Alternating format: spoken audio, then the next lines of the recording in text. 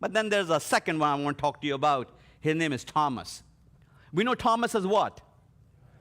Doubting Thomas. Here we are in the 21st century. Man messed up one time way back then. We're still calling him what? Doubting Thomas. I want to ask you a question. All over this world and this room, how many of you ever stolen stuff? I'm going to ask that question again. Because some of you need to be standing up with both your hands up in the air. How many of you ever stolen stuff? Okay, you bunch of liars. Why didn't you do that the first time? Doubting Thomas, history informs us, traveled the farthest distance of any disciple of Jesus. And he came to my country, the country of India. Now, there were no airplanes. There were no Hummers. There were no GPS. There were no guides. He came all the way from Palestine to my country of India. And history informs us that one day he was watching the Hindu priests in the Indian Ocean who were standing waist deep in the water. And they worshiped the elements, and they were picking the water and throwing up to the sun god. And they throw it up to the sun god, and the water would keep coming down. Thomas pulled up his rabbinical robes, walked right up there into the middle of the group, waist deep in the water, looked at all the Hindu priests and said to them, "You throw up water to your God. It goes up and comes back down. If I was to throw water to my God and it hung in the air, would you believe my God?" We're talking about who now? Doubting Thomas. History informs us that he picked up water, threw it up in the air, and it hung in midair. And so there's a whole group of churches, especially in South India today, known as Thomasites.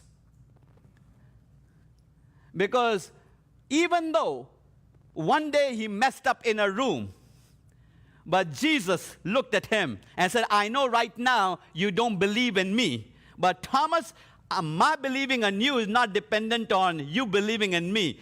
And he looked at Thomas and said, "Does not matter what people say about you. I believe in you."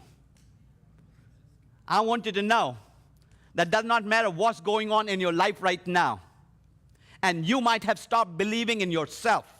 And the people around you might have stopped believing in you. And they might have written you off and taken your file, never put back in the filing cabinet, that shredded it and thrown it away in the trash can. I am here to tell you that there is a God and He believes in you.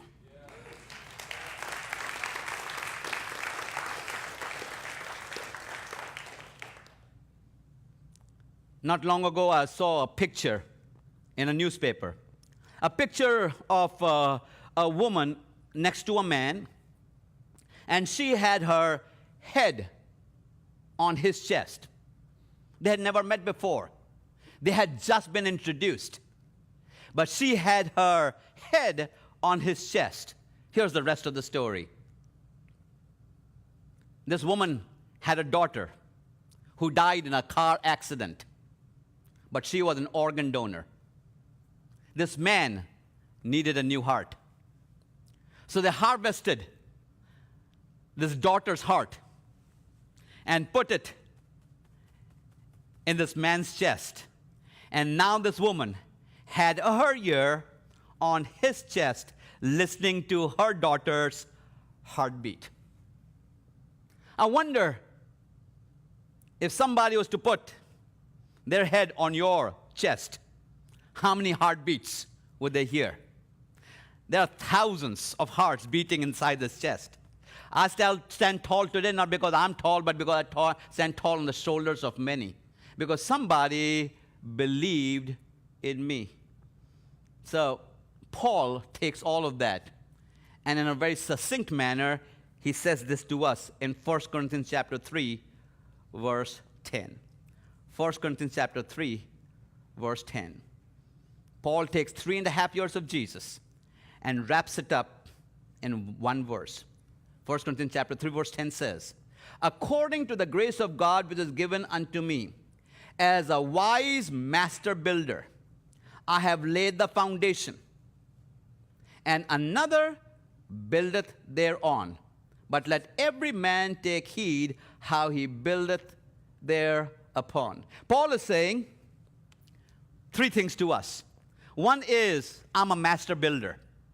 I want you to know, everyone in this room is a master builder. You're building something. Whatever you are building, but you're building something. Number two, somebody laid the foundation. Paul says, I have laid a foundation. And then Paul goes on to say something, and somebody else is going to come and build on this foundation that I have laid.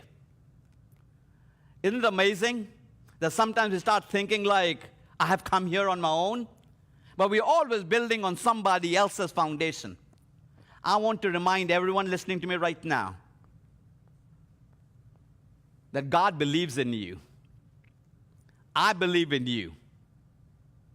Jesus believes in you.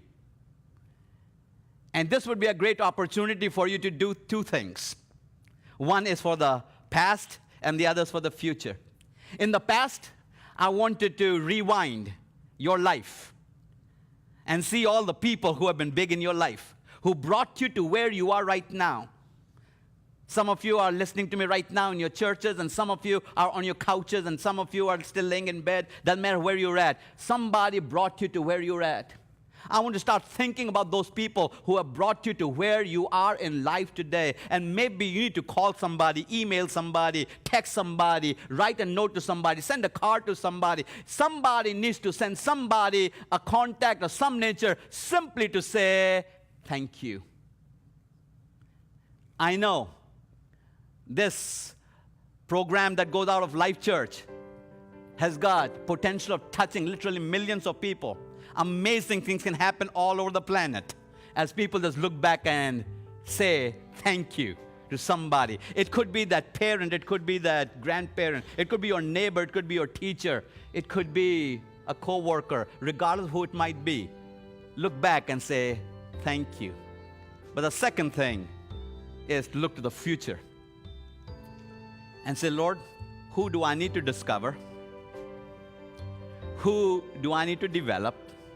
And who do I need to deploy? Who do I need to believe in? Not because, see, it's easy to believe in people who've got it all together. It would have been easier to believe in somebody else if it had not been doubting Thomas. It would have been easier to believe in somebody else had it not been for gouging Matthew, the tax collector. It's easy to believe in people who got a nice package going on. But how do you believe in people that looks like from the outside they don't have it? But I'm so glad somebody believed in me. I believe in you. I want to give everyone an assignment right now.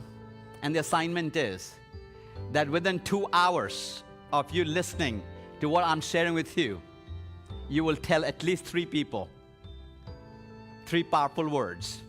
Everyone say it together. I believe in you. Let's do that together.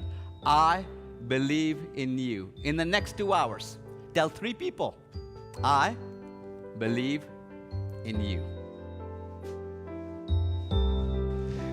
Hey, thanks for viewing part of this message. If you'd like to see this message in its entirety or any of our messages, you can go to www.lifechurch.tv, and I'll see you there.